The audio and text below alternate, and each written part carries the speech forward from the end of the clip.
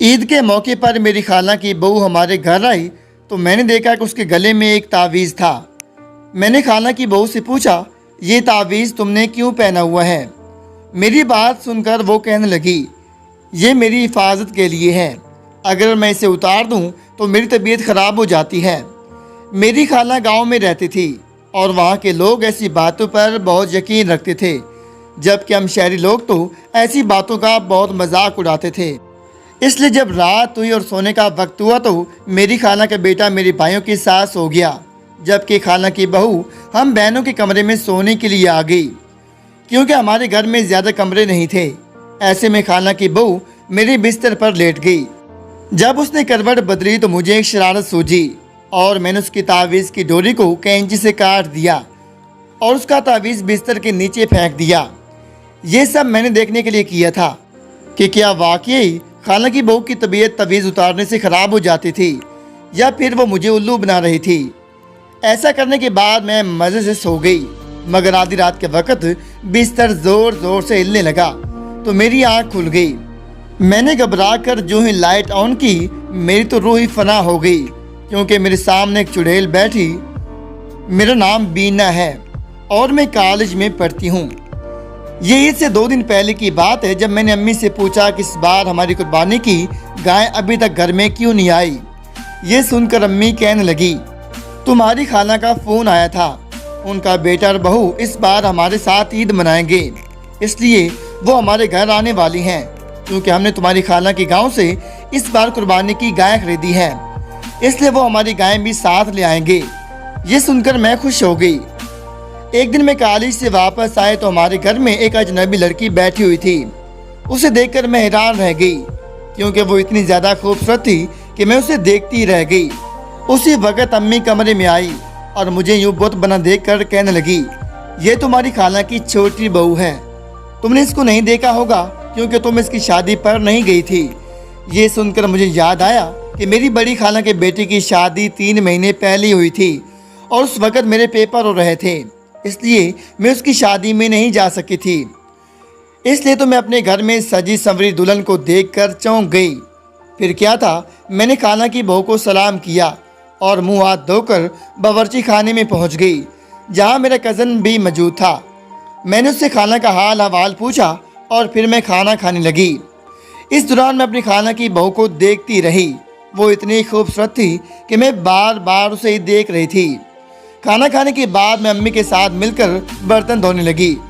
امی نے مجھے پھر سے بتایا کہ خالہ کی بہو 2-3 دن ہمارے گھر رہے گی۔ یہ سن کر میں خوش ہو گئی، کیونکہ مجھے سچ مچ یہ لڑکی بہت اچھی لگی تھی۔ اچانک مجھے اپنی گائیں یاد آئی تو میں فوراً گھر کے پچھلے حصے کی طرف بھاگی، جہاں ہماری گائیں بندھی ہوئی تھی۔ چونکہ یہ گائیں خالہ کے گاؤں سے آئی تھی، اس لیے بہت صحت مند تھی۔ اس کے جسم کو دیکھ کر مجھے تو کباب یاد آ گئے۔ خیر، میں نے پیار سے اس کے جسم پر ہاتھ پھیرا اور واپس امی کے پاس آ گئی، جہاں امی کوئی کام کر رہی تھی۔ واپس امی کے پاس آنے پر مجھے اپنی خالہ کی بہو یاد آئی تو میں نے امی سے پوچھ لیا، لیکن امی یہ دونوں کہاں سوئیں گے؟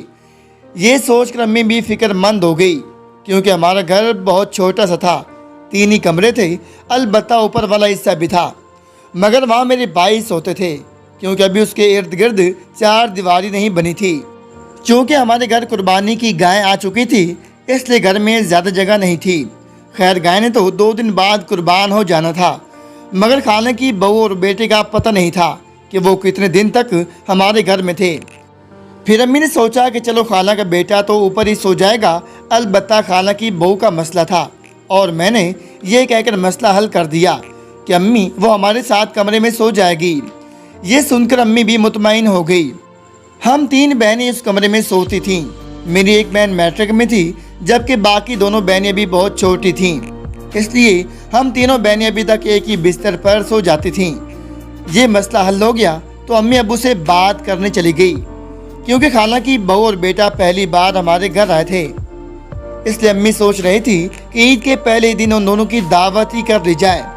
جبکہ میں اپنے کمرے میں آ گئی، جہاں میری بہنیں خالہ کی بہو کا سر کھا رہی تھیں، جبکہ وہ بیچاری ان کی باتیں سن کر مسکرا رہی تھی۔ میں نے کمرے میں آ کر اپنی بہنوں کو ٹی وی پر کارٹون لگا کر دیے تاکہ وہ خالہ کی بہو کا سر نہ کھائیں۔ मेरी खाला की बहू भी हैरानी से टीवी देखने लगी। दरअसल मेरी खाला की शादी गांव में हुई थी, जहां हमारे शहर की तरह सहूलियात नहीं थी, इसलिए वो भी हैरानी से टीवी को देखने लगी। मुझे याद है कि जब अम्मी हमें पहली बार खाला के ससुराल लेकर गई थी तो हम सब भी गांव की हर चीज़ को ऐसे हैरानी से देखते थे। चूँकि हम शहर में ही पैदा हुए और यहीं पले बड़े, इसलिए गांव की सब चीज़ें हमारे लिए बहुत अजीब थीं। खैर, अब तो हम जब भी खाला के घर जाते गांव के सफ़र और खानों को बहुत इंजॉय करते थे। बल्कि अब तो स्कूल कॉलेज की छुट्टियां मिलते ही अम्मी से कहते कि हमें तो बस खाला के घर जाना है। ऐसे में खाला के बेटे की शादी हुई तो मेरे पेपर थे, जिसकी वजह से मैं नहीं जा पाई। अम्मी, भाई और मेरी बहनें सभी खाला के घर चले गए, जबकि मैं और अब्बू घर ही रहे। अब्बू बेचारे तो मेरी वजह से घर रुक गए, क्योंकि अम्मी का जाना ज़रूरी था। और मैं ऐसे में अपने कॉलेज के इंतज़ामिया को कोसती रही कि उन्होंने भी उसी वक्त डेट शीट लगानी थी जब खाला के बेटे की शादी थी। यही वजह थी कि मैं खाला की बहू को पहली बार देख रही थी। वैसे तो मेरी खाला की तीनों बहुएं बहुत प्यारी थीं, मगर ये बहू बहुत खूबसूरत थी और मुझे तो ये इतनी अच्छी लगी थी कि मेरे दिल कर रहा था कि उससे बातें करती रहूं। मगर ये बहुत कम गो लग रही थी, या फिर ये था कि हम सब उसके लिए अजनबी थे, इसलिए वो हम सब से खुलकर बात नहीं कर रही थी। हालांकि मेरे दिल कर रहा था कि मैं उससे दोस्ती कर लूं, क्योंकि ये मेरी हम उम्र थी। गांव में लोग अपनी बेटियों की बहुत कम उम्र में ही शादी कर देते थे, हालांकि ये बेचारी मेरी जैसी थी। अक्सर जब मैं अपने भाइयों से लड़ती तो भाई अम्मी से कहते कि इसकी शादी कर दें ताकि हमारी जान छूट जाए, और ये बात सुनकर अम्मी उनको डांट देती और कहती, ऐसी फिजूल बातें मत किया करो, ये अभी बच्ची तो है। और ये सुनकर मैं भाइयों को मुंह बनाकर चिढ़ाने लगती थी। और ये बेचारी इस उम्र में शादी करके अपने घर वालों से इतनी दूर आ गई थी। वो अभी भी टीवी की तरफ देख रही थी। तभी मैंने बात का आगाज़ किया और उससे पूछ लिया, तुम्हारा नाम क्या है? ये सुनकर उसने मेरी तरफ देखा और फिर मुस्कुरा कर कहा, मेरा नाम शाफिया है। मैंने सोचा था कि वो मुझे अपने बारे में कुछ और बताएगी, मगर उसने तो ये कहकर फिर से टीवी देखना शुरू कर दिया और मैं भी खामोश होकर उसका जायज़ा लेने लगी।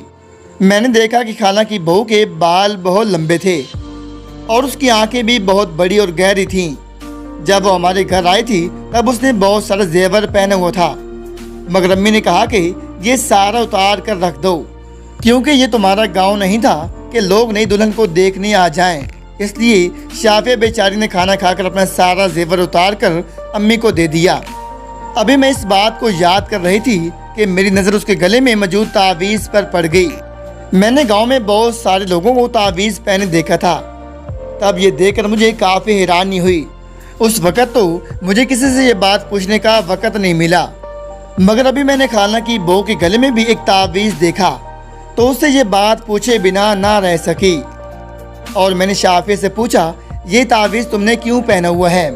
मेरी बात सुनकर वो कहने लगी, ये मेरी हिफाजत के लिए है, अगर मैं इसे उतार दूं तो मेरी तबीयत ख़राब हो जाती है। ये बात तो मैंने पहली बार सुनी थी कि तावीज़ ना पहनने से लोग बीमार हो जाती हैं, इसलिए ये बात सुनकर मैं अक्का बक्का रह गई। मैंने सोचा कि हम शहर वाली तबीयत ख़राब होने पर इन डॉक्टरों के पास क्यों जाते थे, जो बारी बारी फीसें लेकर हमारा इलाज करते थे। हमें भी आए रोज़ पैसे खर्च करने की बजाय एक तावीज़ पहन लेना चाहिए और बात ख़त्म। ये सोचकर मैं अपने दिल में हंसने लगी, मगर ये बात शाफिया से नहीं कही ताकि वो बेचारी कहीं मेरी बात का बुरा ही ना मान जाए। शायद गांव के लोग ऐसी बातों पर बहुत यकीन रखते थे, जबकि हम शहरी लोग तो ऐसी बातों को हंसी मजाक में उड़ा देते थे। अगर ये बात मैं अपनी कॉलेज की सहेलियों को बता देती तो वो ये सुनकर ही हंस देती और गांव के लोगों का बहुत ज़्यादा मजाक उड़ाती। उसी वक्त मुझे अम्मी ने बुला लिया और मैं बावर्ची खाने के अंदर चली गई, जहां अम्मी ने बहुत सारा काम मेरे ज़िम्मे लगा दिया। शाम हुई तो हमने मेहमानों के लिए खाना पका लिया। अम्मी ने कहा कि उन दोनों का पता नहीं कि कब ये दोनों वापस गाँव चले जाएँ, इसलिए उन दोनों के लिए कुछ अच्छा सा पका लेती हैं। अगर खाला की बहू और बेटा ईद तक हमारे घर रहे तो हम उनके लिए कुछ और स्पेशल बना लेंगे। इसलिए आज अम्मी ने बहुत सारे खाने बनाए थे और मैंने भी अम्मी का खूब हाथ बटाया था। इसलिए मैं खाने के बाद थकन का कहकर अपने कमरे में आ गई और अम्मी ने मेरी छोटी बहन को बर्तन धोने पर लगा दिया। चूँकि खाला की बहू ने हमारे घर में सोना था, इसलिए मैंने अपने बिस्तर पर ही उसकी जगह बना ली और मैं खुद आराम करने की गरज से बिस्तर पर लेट गई, क्योंकि मुझे पता था कि मेरी बहनों ने आते ही टीवी चला देना था और इस शोर शराबे में आराम करना मुश्किल हो जाता। फिर थोड़ी देर बाद मेरी बहनें तो कमरे में आ गईं, मगर खाला की बहू ना आई। मैंने बहनों से उसके बारे में पूछा तो वो कहने लगी कि खाला की बहू अम्मी के साथ बातें कर रही है। खैर, जब रात हुई और सोने का वक्त हुआ तो खाला का बेटा मेरे भाइयों के साथ सो गया, जबकि खाला की बहू हम बहनों के कमरे में आ गई और अम्मी ने हमारे कमरे से जाते वक्त कहा कि उसका ख्याल रखना। मेरी बहनें कुछ देर तो टीवी देखती रहीं, मगर जब थक गईं तो बिस्तर पर आकर लेट गईं। ऐसे में खाला की बहू भी मेरे साथ बिस्तर पर लेट गई। जब उसने करवट बदली तो मुझे उसका तावीज़ फिर से नज़र आ गया और ऐसे में मुझे शाफिया की कही बात याद आ गई और मुझे फिर से हंसी आ गई। तभी मुझे एक शरारत सूझी और मैंने सोचा कि वाकई इस तावीज़ के उतरने से उसकी तबीयत ख़राब होती है या नहीं। हो सकता है कि शाफिया ने यह बात मजाक के तौर पर कही हो, ऐसा वैसा कुछ ना होता हो जो वो मुझे बता रही थी। इसलिए मुझे ख्याल आया कि क्यों ना मैं शाफिया का तावीज़ उतार लूं और जब सुबह शाफिया को बताऊंगी कि तुम्हारा तावीज़ तो मैंने रात को ही उतार दिया था, और ये सुनकर उसकी जो शक्ल बनेगी उसे देखकर मुझे बहुत मज़ा आएगा। वैसे भी ईद में अभी 2 दिन बाकी थे और ये 2 दिन मुझसे बिल्कुल नहीं गुजारे जा रहे थे। लिहाजा मैंने खाला की बहू के साथ एक मजाक करना चाहा। इसलिए जब मैंने देखा कि खाला की बहू सो गई है तो मैंने उसकी तावीज़ की डोरी कैंची से काट दी और उसका तावीज़ बिस्तर के नीचे फेंक दिया। ये सब मैंने देखने के लिए किया था कि क्या वाकई खाला की बहू की तबीयत तावीज़ उतारने से ख़राब हो जाती थी या फिर वो मुझे उल्लू बना रही थी। ये सब मैंने शरारत के तौर पर किया था, लेकिन मुझे नहीं पता था कि मेरी शरारत मुझे बहुत महंगी पड़ने वाली थी, क्योंकि ऐसा करने के बाद मैं मज़े से सो गई। मगर आधी रात के वक्त बिस्तर ज़ोर ज़ोर से हिलने लगा तो मेरी आँख खुल गई।